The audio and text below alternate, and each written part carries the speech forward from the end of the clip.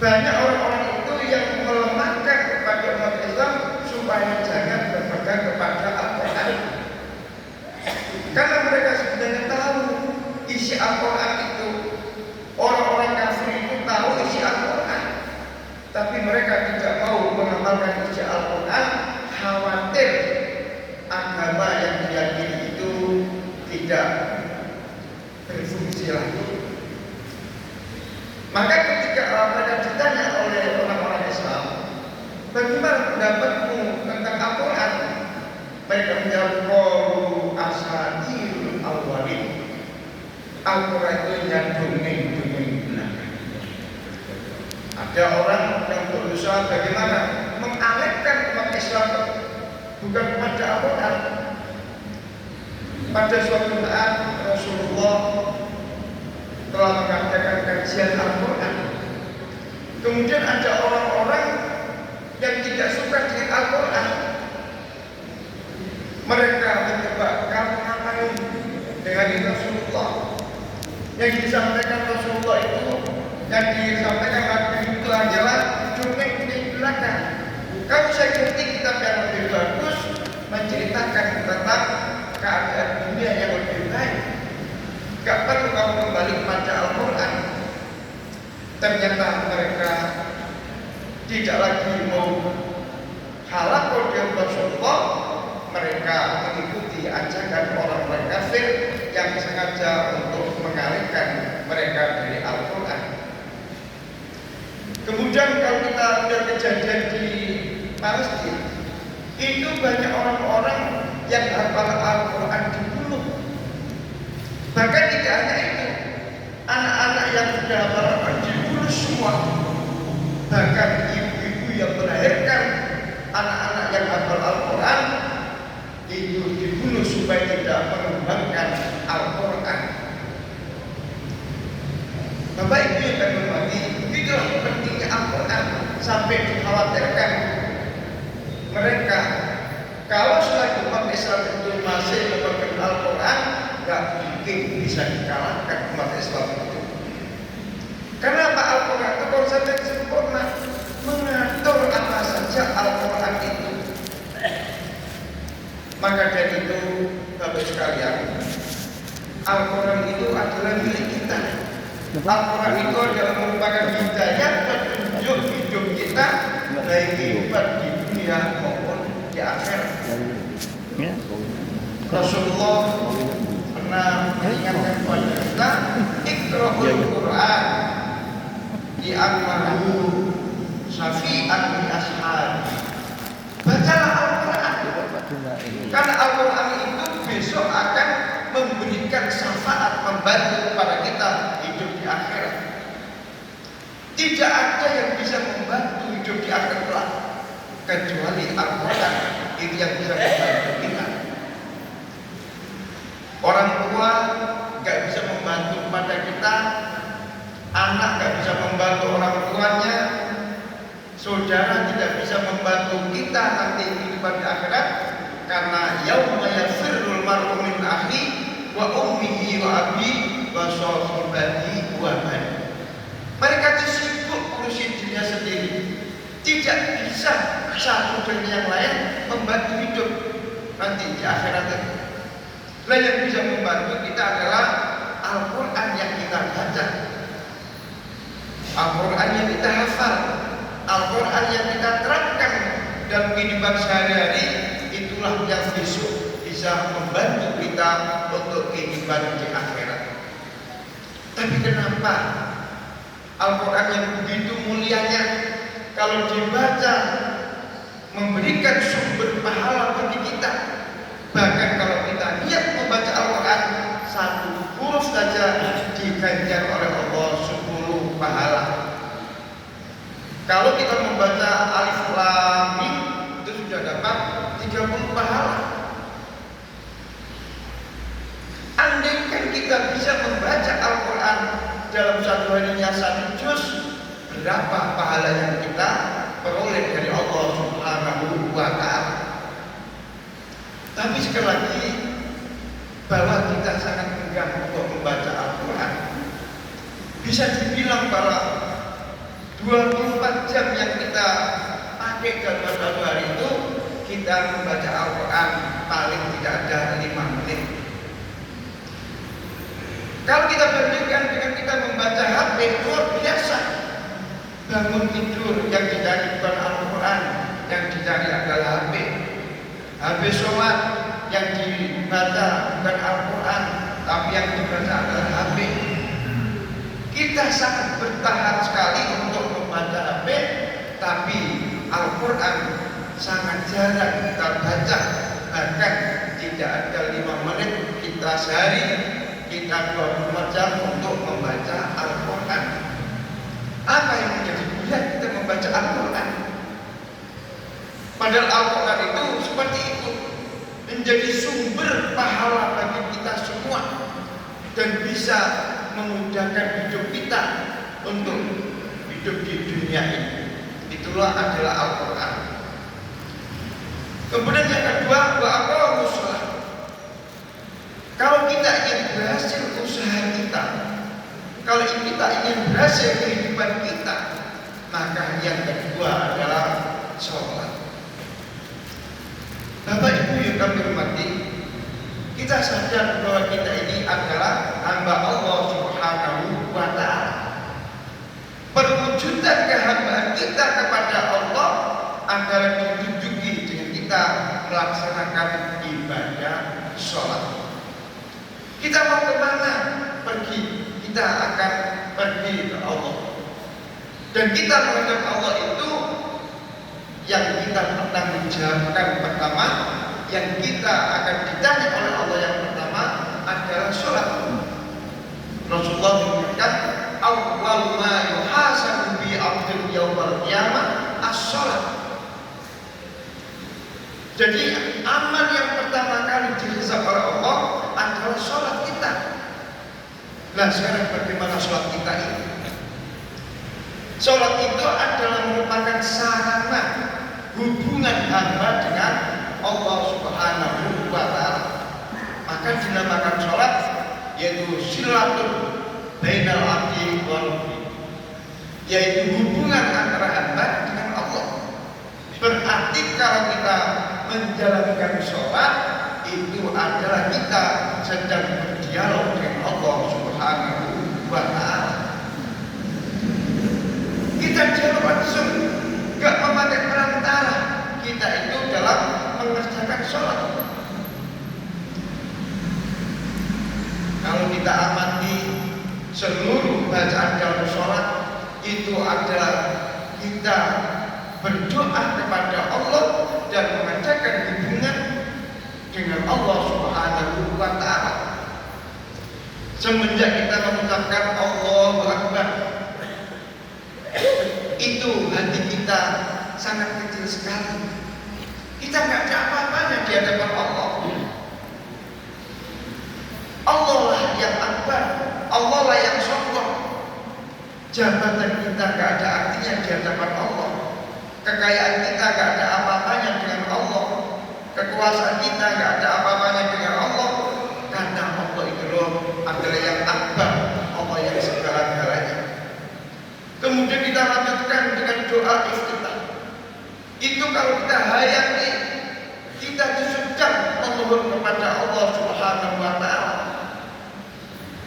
Bagaimana kita ini tidak bisa lepas dari dosa. Kita banyak dosa, banyak kesalahan. Kita pada waktu doa iftitah, kita minta kepada Allah supaya Allah itu menjauhkan dosa-dosa kita, kesalahan kita, supaya Allah membersihkan dosa-dosa kita, supaya Allah membersihkan dosa-dosa kita. Itu kita minta pada saat doa iftitah.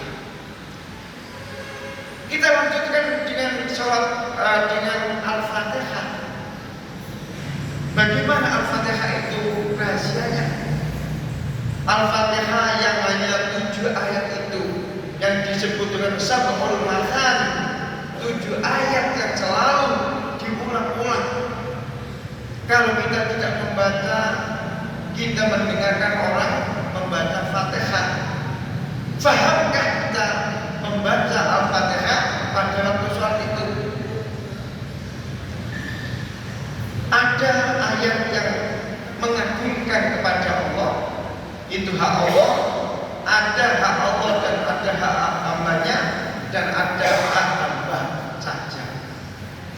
Ketika kita membaca Bismillahirrahmanirrahim, Alhamdulillahirabbil alamin, Ar-Rahmanirrahim, Maliki yaumiddin, itu adalah hak Allah Subhanahu wa taala. Bismillahirrahmanirrahim.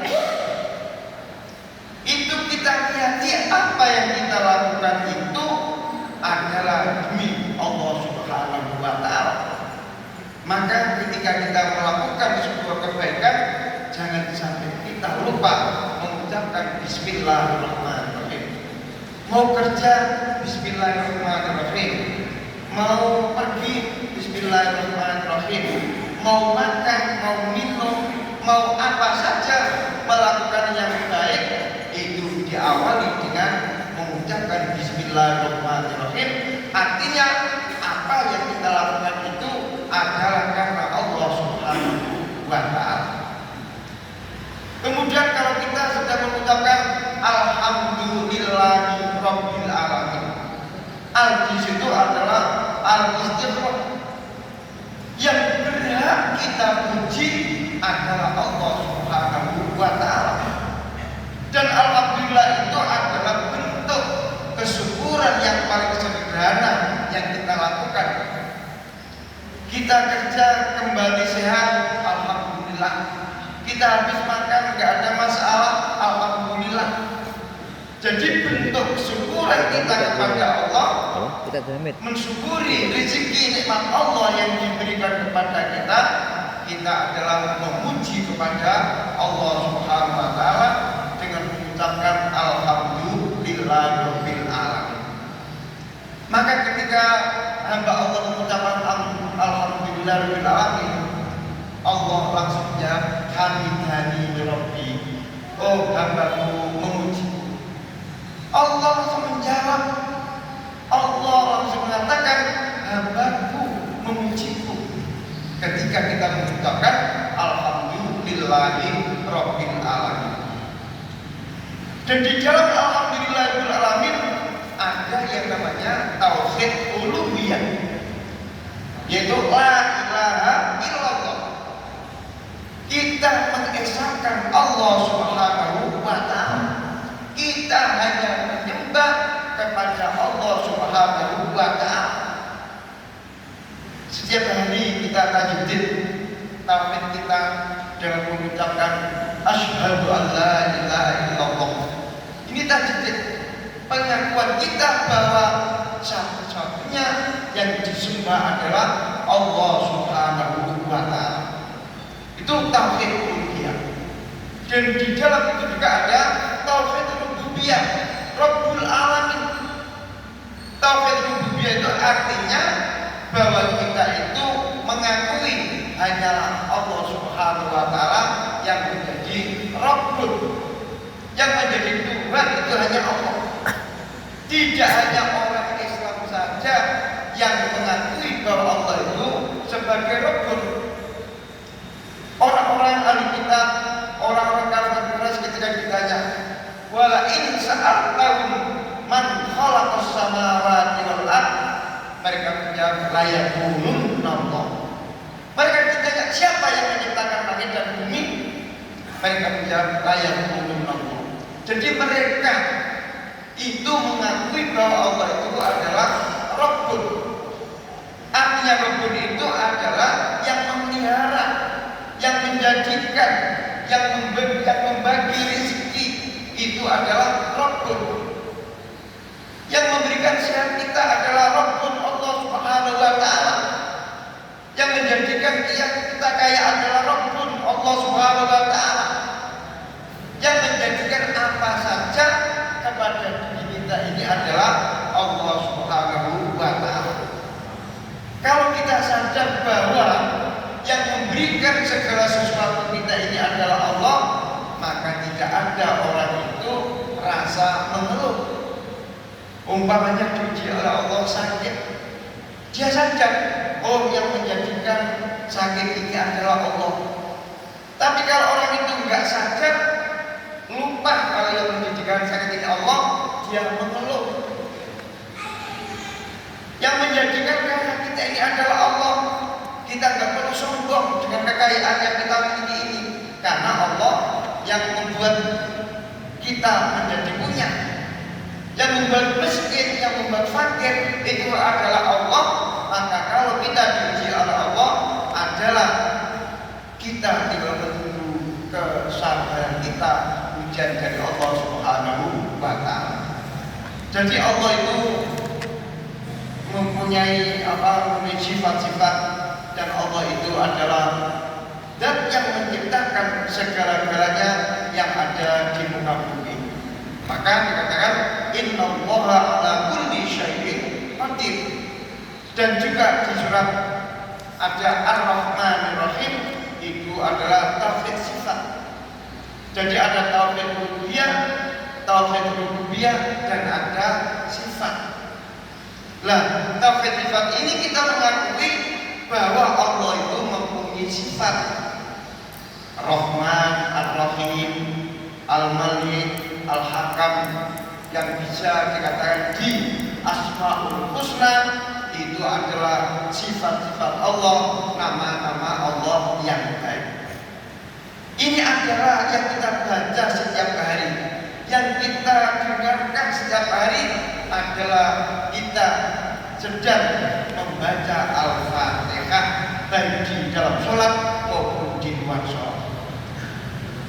Setelah kita bertahmid kepada Allah, memuji kepada Allah, maka di situ ada iyyaka na'budu wa iyyaka nasta'in.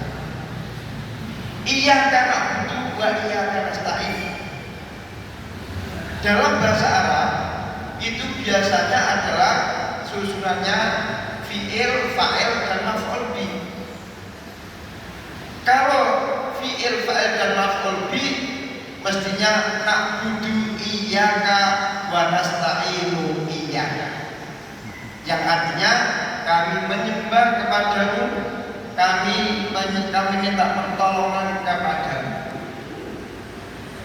Menurut bahasa, kalau na'budu iyyaka wa nasta'inu iyyaka itu biasa.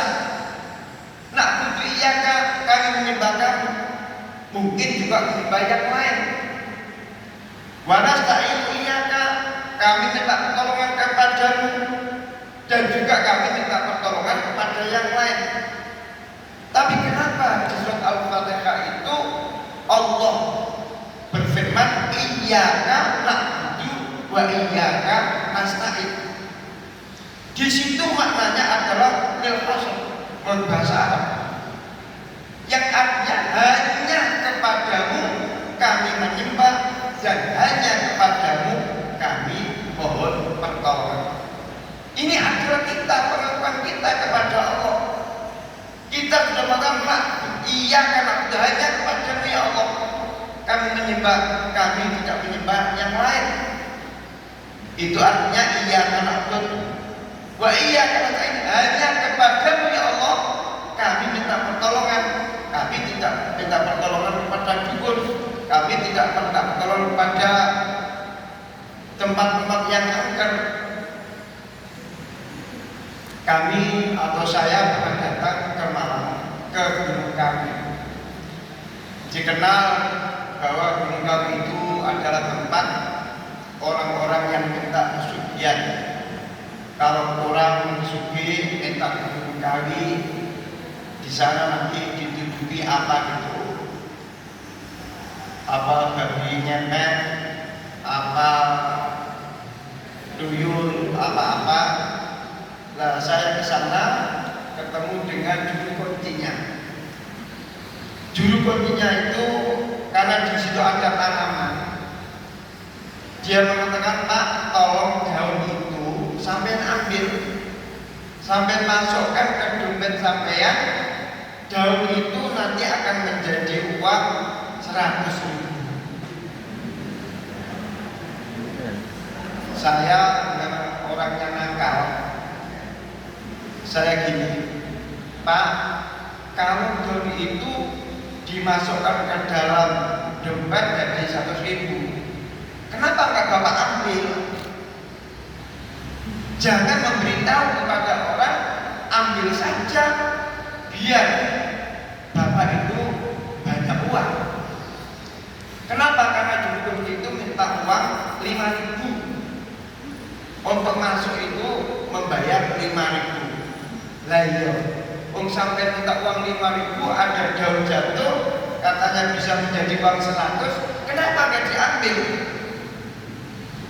Saya dikejar, saya dituduh membuat gaduh di tempat itu.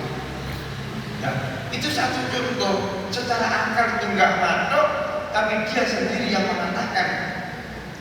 Jadi banyak orang-orang itu yang tersesat, banyak orang-orang itu yang tidak paham dengan mengucapkan iyyaka na'budu wa iyyaka nasta'in. Ternyata dia juga meminta kepada selain Allah Subhanahu wa ta'ala. Lah apa resikonya? Kalau kita sudah la ilaha illallah Muhammadur Rasulullah, kemudian kita itu masih meminta yang lain, masih menyembah yang lain, itu ada termasuk kategori orang musyrik. Yang kata Allah, innallaha la yaghfiru an yushraka bihi wa yaghfiru ma duna dzalika liman yasha. Dosa yang paling besar, dosa yang tidak diampuni oleh Allah Subhanahu wa taala adalah dosa yang menduakan Allah dengan yang lain. Menduakan apa artinya? Sudah percaya dengan Allah tapi masih menyembah kepada yang lain. Sudah percaya dengan Allah tapi masih minta kepada yang lain. Ini adalah musyrik, yaitu menduakan Allah, menganggap bahwa selain Allah itu bisa membantu, bisa menolong. Kita masih ingat barangkali dialognya Nabi Ibrahim dengan bapaknya. Nabi Ibrahim tahu bahwa bapaknya ini adalah penyembah berhala. Nabi Ibrahim tahu bapaknya ini adalah meminta-minta kepada berhala. Kemudian Nabi Ibrahim bilang sama ayahnya, wahai bapakku, apakah yang kamu minta itu bisa menjawab? Apakah bisa melihat? Apakah bisa berjalan yang kamu minta-minta itu? Karena bapak selaku orang tua, dia itu emosi. Hei, kamu gak usah mengganggu gitu, biarkan saya seperti ini. Dibilang Pak itu salah, Pak itu enggak benar. Kenapa bapak harus melakukan? Akhirnya Nabi Ibrahim pun dijauhkan oleh orang tuanya. Nabi Ibrahim akhirnya diusir oleh orang tuanya.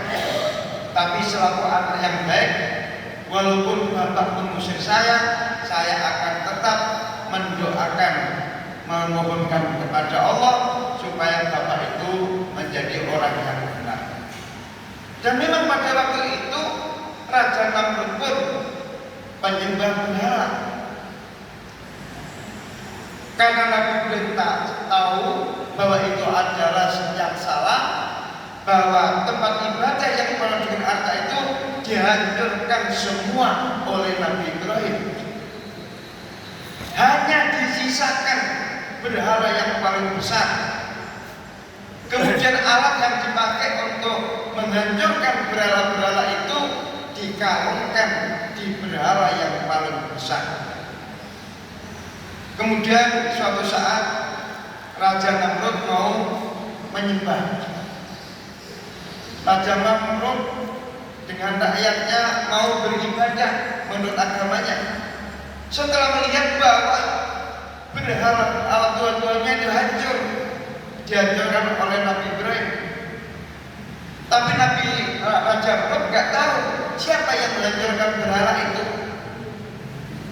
Raja Namrud sudah mempunyai dugaan, orang yang paling benci pada kami ini adalah Ibrahim. Akhirnya Nabi Ibrahim pun dipanggil oleh kejaksaan, diadili karena waktu itu adalah negara hukum. Dan negara hukum itu siapa pelakunya harus terbukti melakukannya. Nabi Ibrahim dipanggil, diadili, ditanya, Apakah kamu yang merusak Tuhan-Tuhan saya ini? Nabi Ibrahim, bukan. Siapa lagi kalau enggak kamu? Kamu sangat benci dengan Tuhan-Tuhan kami ini. Wahai raja, kata Ibrahim dengan diplomasinya, wahai raja, negara kita ini adalah negara hukum. Buktinya apa bahwa saya ini adalah yang tertuduh untuk merusak Tuhan-Tuhanmu? Nabi bilang, bukankah Tuhan kamu yang besar itu yang merusak temannya sendiri? Karena tadi alatnya dikalungkan di berhala yang paling besar. Akhirnya Raja Namrud, kamu itu bagaimana? Itu kan gak bisa gerak, gak bisa memukul, gak bisa bicara. Kenapa? Itu yang kamu tujukan. Itu alatnya masih di lehernya sebagai bukti bahwa dia itulah pelaku. Raja Namrud gak mau tahu, yang jelas kafir. Akhirnya Nabi Ibrahim pun kalau sekarang di penjara, dia dihukum, dibakar. Tapi karena dia itu adalah Rasul, diberi mukjizat oleh Allah Subhanahu Wa Taala, walaupun dibakar dia tidak mampu, tidak terbakar karena api yang sifatnya panas itu ditaklukkan oleh Allah supaya menjadi dingin. Nanti kalau kamu dibakar, bilang saja kamu ucapkan, ya naru kuni bardan wa salaman ala Ibrahim. Betul, Nabi Ibrahim dibakar, Nabi Ibrahim mengucapkan, ya naru wa api kuni bardan wa salaman ala Ibrahim. Jadilah kamu api dingin ketika kamu menyentuh Ibrahim. Dan betul, api itu menjadi dingin. Itulah negara hukum. Jadi negara hukum itu siapa yang menuduh harus bisa dibuktikan. Indonesia dengan masalah Jokowi punya ijazah apa tidak? Sebenarnya enteng saja supaya tuduhannya dianggap dia tidak mempunyai ijazah, ijazahnya palsu. Kalau dia punya betul-betul, tunjukkan saja ijazahnya. Ini ijazah saya, kan selesai. Sehingga tidak ruwet seperti ini. Karena negara kita negara hukum. Kalau negara hukum tidak menerapkan itu, ya sangat susah seperti sekarang ini. Jadi itu adalah termasuk isi daripada kandungan iyyaka na'budu wa iyyaka nasta'in. Jangan sampai kita itu syirik kepada Allah, karena syirik kepada Allah itu adalah termasuk dosa besar. Dan yang membahayakan lagi syirik itu perbuatan amal baik kita yang selalu kita kumpulkan setiap saat, ngaji kita, baca Al-Quran kita, sholat kita, puasa kita, gara-gara kita syirik itu menjadi gugur, batal semua, dihapus oleh Allah Subhanahu Wa Taala kebaikannya. Hati-hati sekali, jangan sampai kita itu syirik kepada Allah. Apalagi sampai kita mati belum bertobat, tidak akan diampuni oleh Allah dan langsung dijebloskan ke dalam api neraka. Tapi bagaimana kalau orang itu belum mati sudah tobat, ya diterima tobatnya? Seperti ada sahabat Umar bin Khattab, itu dulu adalah tokoh kafir Quraisy, orang yang akan membunuh Nabi. Gara-gara mendapatkan hidayah dari Allah, akhirnya dia masuk Islam. Dia kafir Quraisy, tapi karena dia tobat mendapat hidayah, maka dosa-dosanya itu diampuni oleh Allah Subhanahu Wa Taala. Jadi la ilaha illallah Muhammad Rasulullah itu, kalau ada orang berbuat jahat, berbuat nakal, kesalahan, kemudian kita dengan mengucapkan la ilaha illallah, tobat, maka tobat kita itu diterima dan dosa-dosa kita dimaafkan oleh Allah Subhanahu wa Ta'ala. Walaupun kita membaca la ilaha illallah, tapi kalau kita syirik, maka dosa-dosa kita menjadi jaminan menghadap Allah, dimasukkan ke dalam neraka Allah Subhanahu wa Ta'ala. Jadi dengan kalimat la ilaha illallah itu bisa menyebabkan orang masuk surga, bisa menyebabkan orang masuk neraka. Bagi orang yang la ilaha illallah konsekuen, tidak menyembah hanya kepada Allah, masuk surga. Tapi bagi orang yang tidak la ilaha illallah, dia menyekutukan Allah, itu bisa menjadi masuk neraka. Bapak Ibu yang kami hormati, itulah pentingnya bagaimana kita dalam sholat. Jadi sholat itu bisa bernilai kalau kita sholat itu bisa menghayati apa yang kita baca di dalam sholat kita. Apa yang kita baca kita resapi, sehingga kita nggak tergesa-gesa dalam mengerjakan sholat. Kita bisa khusyuk karena mengerti apa yang kita baca. Kita bisa tenang apa yang kita baca. Oleh karena itu kata Allah, inna sholata tanha anil fahsya'i wal munkar.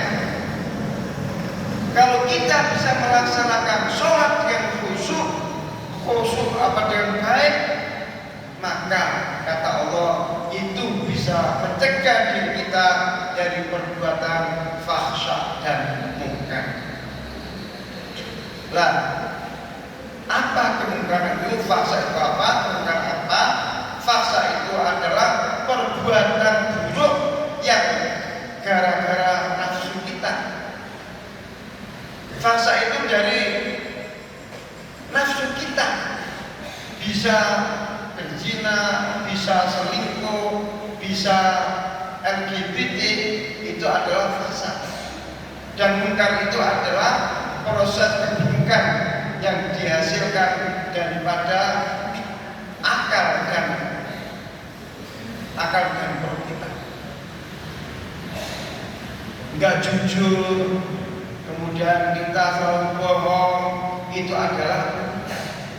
Oleh karena itu, kalau kita bisa melaksanakan baik, perbuatan jelek, perbuatan buruk, baik fahsya maupun munkar itu bisa kita tidak melakukannya karena kita selalu zikir, selalu ingat kepada Allah Subhanahu wa Ta'ala.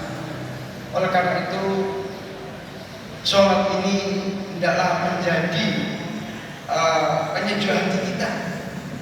Berarti kalau kita belum sholat, rasanya itu masih punya hutang, masih ada beban yang sangat berat yang ada pada diri kita. Sehingga kita itu kalau sudah sholat, hati kita menjadi tenang. Maka itulah sangat penting artinya dalam sholat. Kalau kita bisa sholat sempurna, maka Allah akan menyempurnakan hidup kita ini. Lebih-lebih kalau kita bisa melaksanakan sholat tepat waktu, bisa melaksanakan sholat dengan berjamaah. Karena dengan berjamaah itulah akan timbul perasaan persaudaraan, perasaan kita ini hidup sesama umat Islam, sesama orang mukmin, tidak ada rasa sombong. Coba kita perhatikan umpamanya dalam satu shaf sholat itu tidak khusus shaf yang pertama untuk orang-orang yang pinter-pinter, kiai-kiai, shaf yang kedua guru-guru, shaf yang ketiga apa gitu, enggak ada. Siapapun yang datang di shaf pertama, itulah yang bisa duduk di shaf pertama. Itu maknanya tidak ada bedanya di hadapan Allah. Karena Allah itu orang yang paling mulia di hadapan Allah. Inna akramakum indallahi atqakum. Bukan karena jabatan, bukan karena kekuasaan, bahwa kemuliaan di hadapan Allah adalah karena ketakwaannya kita semua kepada Allah Subhanahu wa ta'ala. Dan sholat itu akan bisa membentuk menjadi orang yang takwa. Dan orang yang takwa itu banyak dijanjikan oleh Allah Subhanahu wa ta'ala. Wa may yattaqillaha yaj'al lahu makhraja. Siapa yang takwa, segala kesulitan hidup kita akan ada jalan keluarnya. Pasti ada itu. Nah, sekarang apa takwa itu? Takwa itu imtisalul awamirillah wa jitinabu nawahi. Takwa itu adalah apa yang diperintahkan kita lakukan, apa yang dilarang kita tinggalkan. Nah, itulah yang menjadikan hidup kita itu menjadi enak. Wa may yattaqillaha yaj'al lahu makhraja. Persoalan apa? Persoalan ekonomi, persoalan rumah tangga, persoalan kemasyarakatan. Kalau kita menjadi orang yang muttaqin, maka itu akan ada jalan keluarnya. Wa yarzuqu min haitsu la yahtasib. Dan orang yang takwa itu akan mendapatkan rezeki dari Allah yang tidak disangka-sangka datangnya. Usaha hasil, pertaniannya hasil, umpamanya dagangnya hasil. Itu kadang-kadang muncul dengan sendirinya.